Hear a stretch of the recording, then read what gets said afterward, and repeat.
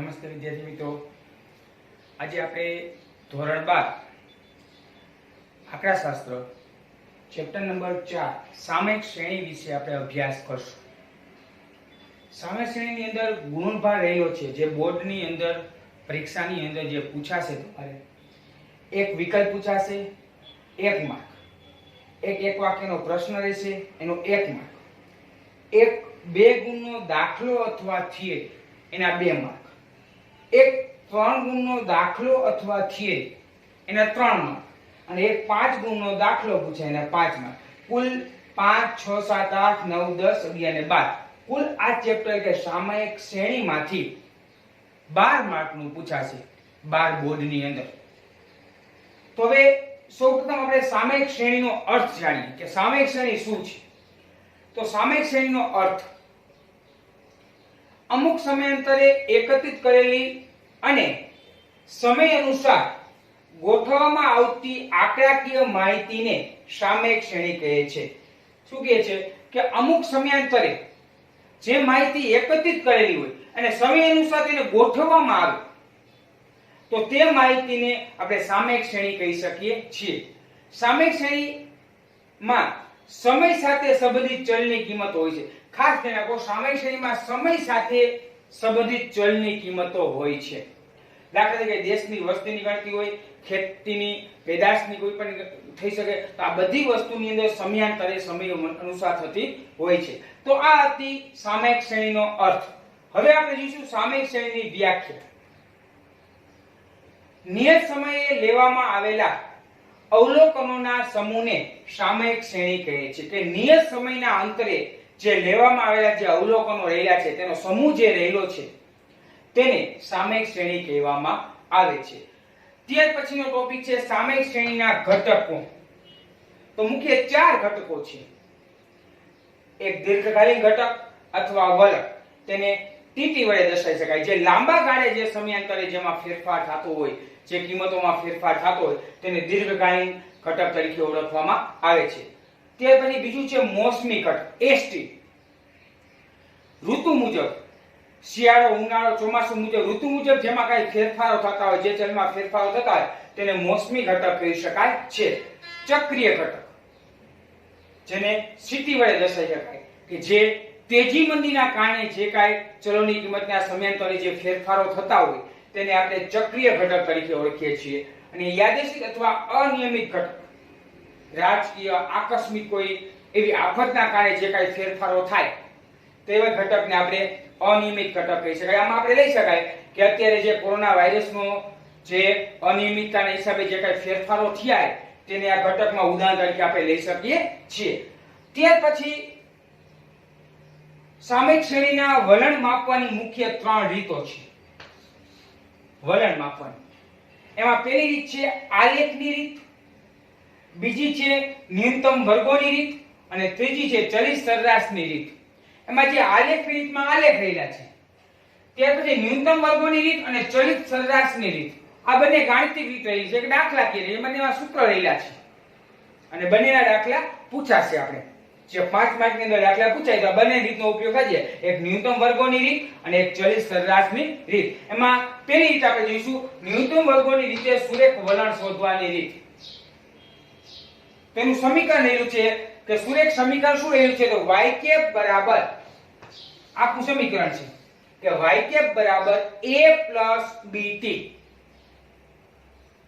તો આપણે આ સમીકરણનું સમાધાન કરી નાખીએ, a અને b ની કિંમત લખી નાખી એટલે આપણે સુરેખ વલણ સમીકરણ તૈયાર કર્યું કહી શકાય. તો y બરાબર a + bt સુરેખ સમીકરણ રહેલું છે. તેના માટે આપણે b શોધવા માટે સૂત્ર છે n sigma ty minus sigma t કૌંસ પૂરો સિગ્મા y છેદમાં n સિગ્મા t નો સ્ક્વેર માઈનસ સિગ્મા t આખા કૌંસનો સ્ક્વેર. જે નિયત સંબંધમાં હતું એ સૂત્રનો ઉપયોગ થાય, પણ જ્યાં x હતો અહીંયા રહેલું છે t, અહીંયા xy હતું અહીંયા ty રહેલું છે. આટલો જ ફેરફાર સૂત્રમાં છે. a બરાબર સૂત્ર શોધવા માટે y બાર માઈનસ b t બાર. અહીંયા y બાર માઈનસ b x બાર આવતું, અહીંયા x બાર ની જગ્યાએ શું આવશે t બાર આવે છે એટલે y બાર માઈનસ b t બાર. અને y બાર શોધવા માટે સિગ્મા y ના છેદમાં n t ટી બાર શોધવા માટે સિગ્મા ટી ના છેદમાં n. આ રહેલી છે ન્યૂટન વર્ગોની રીતના વલણ શોધવાની. તો આપણે હવે સ્વાધ્યાયની અંદર ન્યૂટન વર્ગની રીતના દાખલા જોશું અને આપણે દાખલાની ગણતરી પણ જોશું. જોઈએ સ્વાધ્યાયની અંદર ચેપ્ટર નંબર 4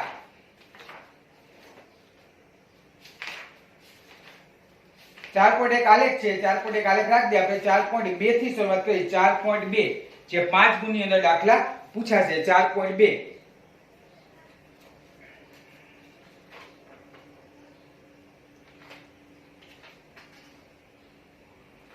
ચલો 4.2 દાખલા નંબર 1. એક રકમમાં ધ્યાન આપો. એક રાજ્યના જુદા જુદા વર્ષોના મૃત્યુદરની માહિતી નીચેના કોષ્ટકમાં આપેલ છે. વલણ શોધવા માટે સુરેખ સમીકરણનું અન્વયન કરો અને તે પરથી વર્ષ 2017 માટે મૃત્યુદરનું અનુમાન મેળવો. આપણે વર્ષ આપેલા છે 2009, 10, 11, 12, 13, 14, 15. મૃત્યુદર આપણે આપેલો છે 7.6, 6.9, 7.1, 7.3, 7.2, 6.9 અને 6.9. જોઈએ 4.2 દાખલા નંબર 1.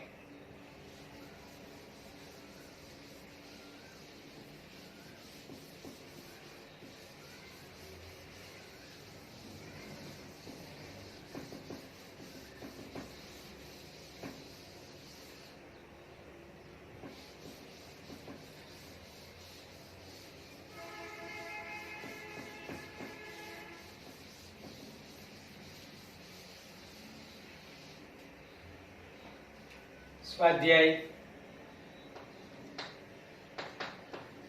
4.2 દાખલા નંબર 1. તો રકમ લખા બોલે ખ્યાલ આવી શકે. આપણે વર્ષ આપને આપેલું છે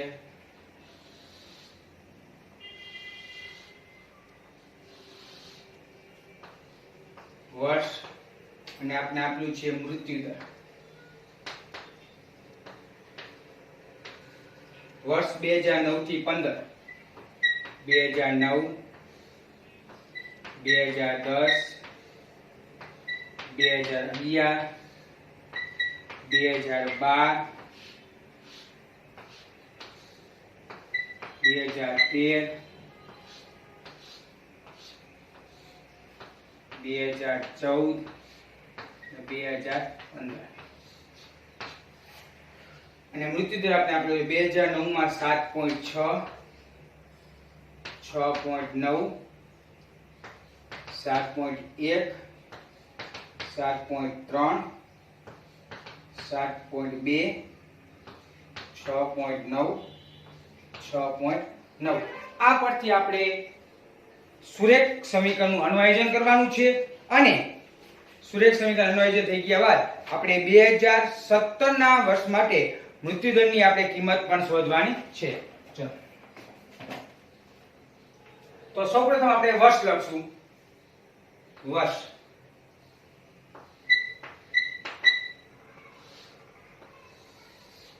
2009 થી આપણે આપેલા છે 2009, 2010, 2011, 2012, 2013, 2014, 2015 અને જે આપણે આ મૃત્યુદર આપણે આપેલો છે આપણે y આપેલો છે. y લખશું. y બરાબર 7.6, 6.9, 7.1, 7.3, 7.2, 6.9 અને 6.9.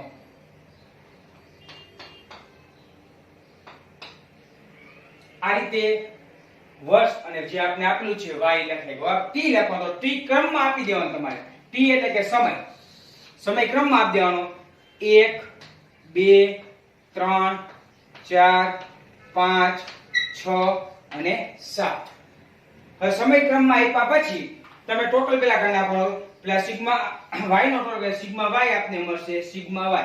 ચલો 7.6 plus 6.9 plus 7.1 plus 7.3 plus 7.2 plus 6.9 plus 6.9 બરાબર 49.9 49.9 અને t નો સરવાળો કરવાનો સિગ્મા t મળશે આપને સિગ્મા t જે આપણે ક્રમ આપેલા છે એ મુજબ 1 plus 2 plus 3 plus 4 plus 5 plus 6 plus 7 બરાબર 28. હવે આટલું કમ્પ્લીટ થઈ ગયા પછી તમારે બે કોલમ બનાવવાનું થાય એક બેનો ગુણાકાર એટલે કે yt બંનેનો ગુણાકાર અને એક બનાવતા t નો સ્ક્વેર આ બે કોલમ તમારે બનાવવાની થાશે તો પેલા બંનેનો ગુણાકાર કરીએ y અને t નો ગુણાકાર એટલે 7.6 ગુણ્યા 1 એટલે 7.6 6.9 ગુણ્યા 2 એટલે આવશે 13.8 7.1 ગુણ્યા આવશે 3 એટલે મળશે 21.3 7.3 ગુણ્યા 4 એટલે મળશે 29.2 7.2 ગુણ્યા 5 એટલે મળશે તમને 36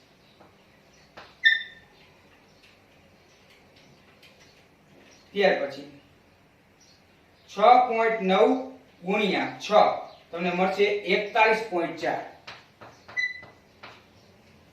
6.9 ગુણ્યા 7 તમને મળશે 48.3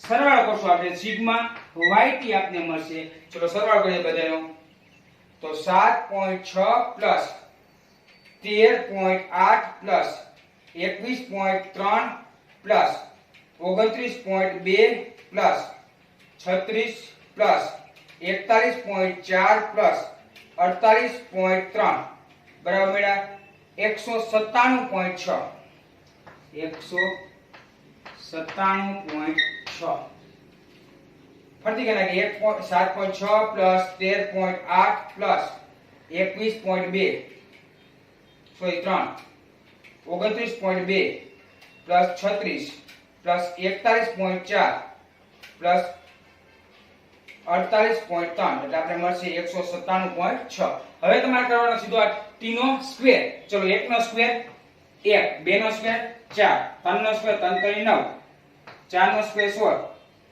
25 25 66 36 37 49 તમને મળશે સિગ્મા t નો સ્ક્વેર ચલો કેટલો મળશે તો 1 4 9 16 25 36 49 બરાબર છે 140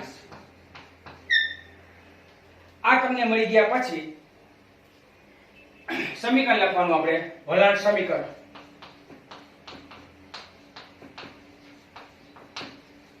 એક શબ્દ આગળ લખાય સુરેખ વલણ સમીકરણ શું બની શકે તો y બરાબર a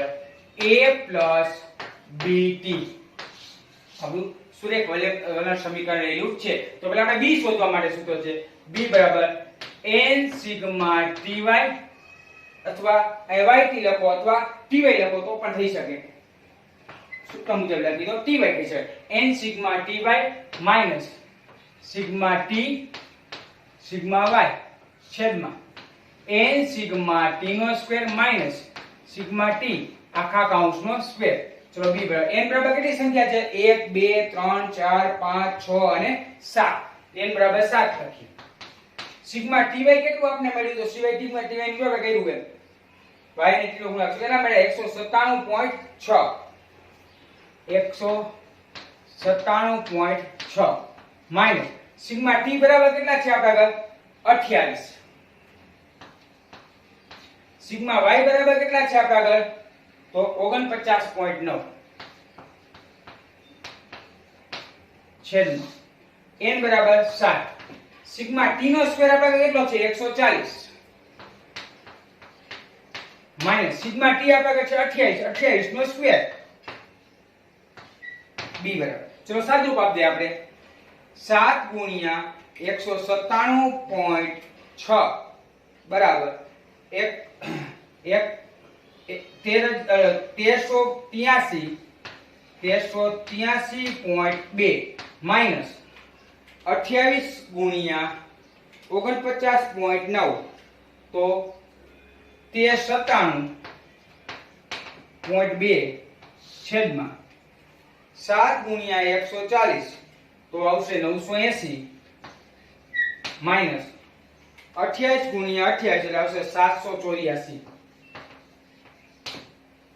બી બરાબર ચલો બાદબાકી ઉપર કરી નાખી 83.2 માઇનસ 97.2 બરાબર મળશે -14 છેદમાં 980 માઇનસ 784 તો મળશે 196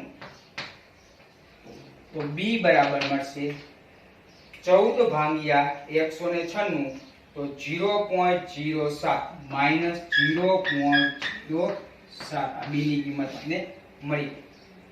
હવે આપણે શોધવાનો a તો એ માટે સૂત્ર બનશે a બરાબર y બાર માઈનસ b t બાર. તો y બાર ને t બાર શોધવાના રહેશે આપણે જે રહેલા નથી તો પેલા y બાર શોધી નાખી. y બાર બરાબર સિગ્મા y ના છેદમાં n. સિગ્મા y કેટલા રહેલા છે આપણા 49.9 છેદમાં n બરાબર કેટલા છે 7 તો કેટલા આવે તો 49.9 ભાગ્યા 7 તો આવશે 7.13. ત્યાર પછી t બાર સિગ્મા t ના છેદમાં n. t રહેલા છે આપણે 28 ના છેદમાં 7 તો 28 ભાગ્યા 7 7 ચોક ને 28 તો કેટલા આવશે 4. હવે કિંમત મૂકીએ આપણે a બરાબર y બાર માઈનસ b t બાર. તો a બરાબર y બાર રહેલા છે આપણા 7.13 માઈનસ b આપણે મળ્યા -0.07 અને t બાર છે આપણા 4 તો 7.13 માઈનસ ચલો 0.07 ગુણ્યા 4 એટલે મળશે 0.28 માઈનસ 0.28 તો a બરાબર તો આ માઈનસ છે અને ઓલામાં આમ બે વચ્ચે બાદબાકી કરીને આ માઈનસ એટલે પ્લસ થઈ જશે 7.13 પ્લસ 0.28 એટલે આવશે 7.41 આપને મળી a ની કિંમત. તો હવે સુરેખ વલણ આપણે તૈયાર કરી શકીએ કે સુરેખ વલણ સમીકરણ y કેપ બરાબર a plus b t.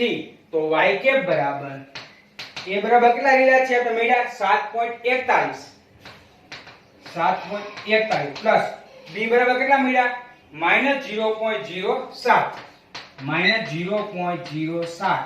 t. આ આપણું કહી શકાય સુરેખ વલણ સમીકરણ. જો દાખલો અહીંયા સુધી પૂછ્યો તો અહીંયા આપણો જવાબ મળી જાય પણ આપણે એક વાક્ય રચના કીધી છે આગળ શોધવાની. શું કીધું છે જો કે વર્ષ 2017 ના મૃત્યુદરનું અનુમાન 2017 ના મૃત્યુદરનું આપણે અનુમાન કરવાનું છે. આ એક ટોપિક આપણે પૂછેલો છે તો એને સમીકરણ લખવાનું y કેપ બરાબર 7.41 પ્લસ -0.07 t. હવે t બરાબર કિંમત મૂકવાની થાય તો t બરાબર કેટલા મૂકવાના ખાસ ધ્યાન આપો કે 2017 નું અનુમાન કીધું હોય તો આપણે અહીંયા વર્ષ ક્યાં સુધી લીધા 2015 સુધી વર્ષ લીધા. તો 2015 સુધી જ્યારે વર્ષ લીધા ત્યારે આપણે t કેટલા આવ્યા હતા 7. તો 15 માં આપણે t 7 મળી જાય તો 16 માં કેટલા હોઈ શકે 8 અને 17 માં કેટલા આવી શકે 9. તો t બરાબર કેટલા લેવાના 9. ખાસ ધ્યાન રાખો કઈ રીતે નક્કી કરો કે વર્ષ 2015 સુધી આપણે અહીંયા રકમ આપેલી છે તો 15 માં t બરાબર કેટલા છે 7. તો 16 માં કેટલા હોઈ શકે 8. તો 17 માં કેટલા આવી શકે 9. જો 18 હોત તો 10 આવે. તો જે રીતે t આપને જે રકમ આપેલી છે એ મુજબ જે t ની છેલ્લી કિંમત લઈ એ પ્રમાણે આપણે અંદાજ મેળવ્યો જેટલી કિંમત વર્ષ આપણે કીધું એ મુજબ t ની કિંમત કેટલી થઈ શકે. તો t બરાબર કેટલા લેવાના 9. તો y કેપ બરાબર 7.41 પ્લસ -0.07 t t બરાબર 9 મૂકી દેવાના. તો y કેપ બરાબર 7.41 પ્લસ ચલો 0.07 ગુણ્યા 9 એટલે આવશે 0.63 પણ માઈનસ આવશે -0.63. તો બાદબાકી થઈ જશે y કેપ બરાબર 7.41 માંથી બાદ થાય છે 0.63 તો બરાબર આવશે 6.78. આ તમને મળશે મૃત્યુઆંક જે આપણે પૂછેલો છે તે y કે બરાબર 6.78. તો આ રીતે ન્યૂનતમ વર્ગની રીતે જે આપણે રકમ આપેલી તો આ મુજબ આપણે દાખલો ગણી શકીએ છીએ. તો બાકીના દાખલા આપણે નેક્સ્ટ વિડિયોની અંદર જોશું. અસ્તુ.